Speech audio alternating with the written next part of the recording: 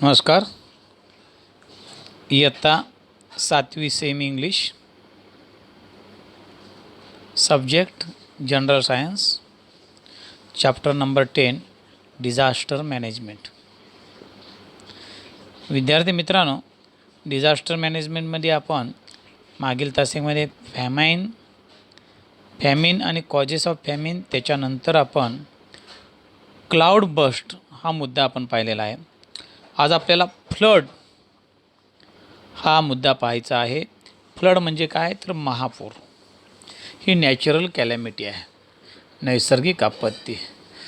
तर 2-3 आपत्ती आपण पाहिल्या, आता तिसरी 2 आपत्ती आपण पाहिल्या, दुष्काळ, ढगफुटी आणि आता तिसरी आपत्ती आहे flood. What is mean by flood? What are the effects of the flood? महापूर म्हणजे काय आणि महापुरांचे परिणाम कोणते? We already learned about flood and the effect of floods. आपण मागील इयत्तेमध्ये ऑलरेडी अभ्यास केलेला आहे. फ्लड म्हणजे काय, महापूर म्हणजे काय आणि महापुराचे परिणामसुद्धा आपण अभ्यासलेले आहेत. Collect information about the floods that have awkward at various places in Maharashtra in the last few years. महाराष्ट्रामध्ये गेल्या काही वर्षात वेगवेगळ्या ठिकाणी जे महापूर आले त्याचा अभ्यास करा, माहिती मिळवा. आता protective measures in view of flood. महापुरावर संरक्षणात्मक उपाययोजना. प्रोटेक्टिव्ह मेजर म्हणजे काय, संरक्षणात्मक उपाय. पूर आल्यानंतर काय आपण सुरक्षणात्मक उपाय करायचे आपल्या सुरक्षेसंबंधी, त्याला काय बोलायचे, संरक्षणात्मक उपाय. Construction of small dams in mountainous region. Construction of small dams in mountainous region म्हणजे डोंगराळ प्रदेशामध्ये छोटी छोटी धरणं बांधणे. का, तर छोट्या धरणामध्ये पाणी साठून राहील आणि ते पाणी वाहत येऊन मोठ्या प्रमाणावर खाली पूर येणार नाही. दुसरं, construction of percolation tanks. Construction of percolation tanks म्हणजे पाझर तलाव. पाझर तलावाची निर्मिती करणे. Making river beds flat. नद्यांचे पात्र कृत्रिमरित्या सरळ करणे. म्हणजे आता वेडेवाकडे असतात ते जरा नीट करायचे. वळणाचे असतात, त्याच्यामुळं काय होतं, पावसाचं पाणी, नदीचं पाणी फुगून राहतं आणि पुढे जात नाही सरळ मार्गाने. म्हणून रिव्हर फ्लॅट करणं, रिव्हर बेड म्हणजे नदीचं पात्र फ्लॅट करणं, सरळ करणं गरजेचं आहे. Cultivation of new forest. नवीन जंगल लागवड करणे. कल्टिवेशन ऑफ न्यू फॉरेस्ट म्हणजे नवीन जंगलाची लागवड करणे. कनेक्टिंग रिव्हर्स, नद्या जोडणी. आता माहिती आहे तुम्हाला, महाराष्ट्रामध्ये अशा बऱ्याच नद्या आहेत उन्हाळ्यात कोरड्या ठण नसतात. मग बारमाही वाहणाऱ्या नद्या आहेत ज्याच्यामध्ये भरपूर पाणी आहे, त्या नद्यामधून कोरड्या नद्या आहेत त्या नद्यामध्ये पाणी सोडा, म्हणजे तिकडे यांचा पूर कमी होईल आणि तिकडे जाईल पाणी. अशा पद्धतीनं आपल्याला महापुरावर संरक्षणात्मक उपाययोजना करता येतील. गव्हर्नमेंट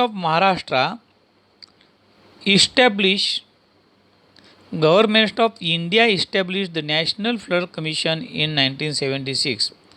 भारत सरकारने राष्ट्रीय पूर आयोग, नॅशनल फ्लड कमिशन म्हणजे राष्ट्रीय पूर आयोग, याची स्थापना जी आहे 1976 केलेली आहे.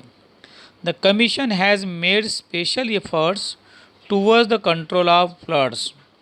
आणि पूर नियंत्रणासाठी विशेष प्रयत्न या आयोगातर्फे केले आहेत.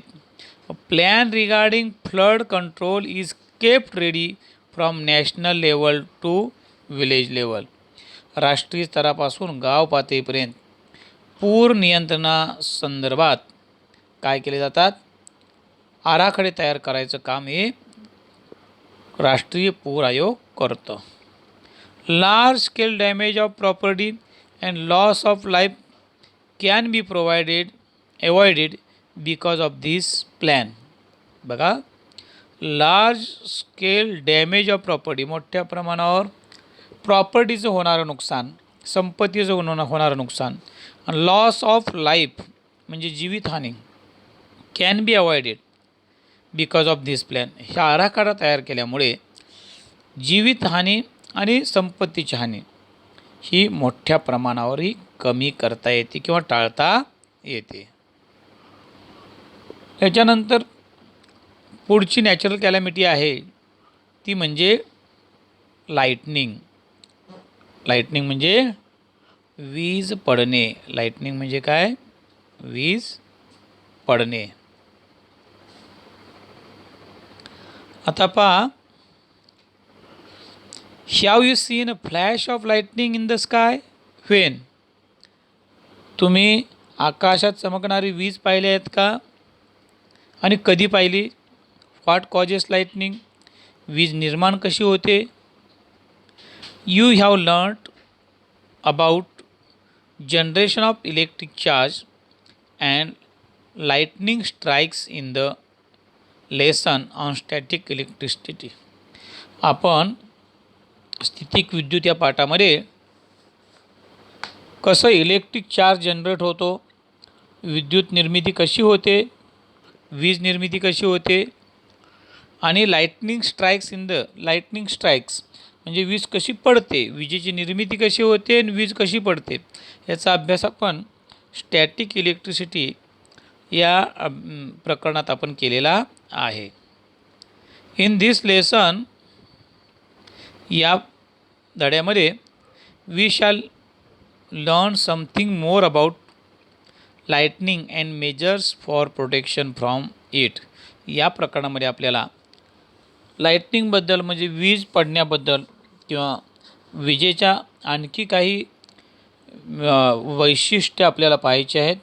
आणि विजेपासून प्रोटेक्शन म्हणजे काय? बचाव करण्याचे उपाय कोणकोणते आहेत ते आपल्याला या पाठामध्ये पाहायचे आहेत. Wonderful thing to know, lightning temperature more intense than the sun. बघा, एक आश्चर्यकारक गोष्ट तुम्हाला इथे आता पाहायला मिळेल. विजेचे तापमान सूर्यापेक्षाही जास्त असतं, प्रखर असतं. म्हणजे वीज किती भयानक आहे पहा. सूर्य किती आपण म्हणतो सर्वात जास्त सूर्याचं टेम्परेचर आहे, त्याच्यापेक्षा पण भयानक तापमान म्हणजे विजेचं आहे. Not all lightning strikes the ground. सर्वच विजा जमिनीवर पडत नाहीत. In fact about 90% of the lightning flashes are limited to the sky. फक्त 5% विजा जमिनीपर्यंत पोचतात. किती? 5% विजा. Only 5% of lightning reaches the ground. 5% विजा म्हणजे 95% lightning flashes are limited to the sky. म्हणजे आकाशापर्यंत 95% विजा या आकाशातच मर्यादित असतात, खाली येत नाहीत. Only 5% of lightning reaches the ground. फक्त 5% लाईटनिंग जे आहे, वीज आहे, ती जमिनीवरती पोचते. Lightning can be generated within one cloud, between two clouds और between a cloud and the ground. बघा, विजा एकाच ढगामध्ये किंवा 2 ढगात किंवा ढग आणि जमिनी दरम्यान निर्माण होऊ शकतात.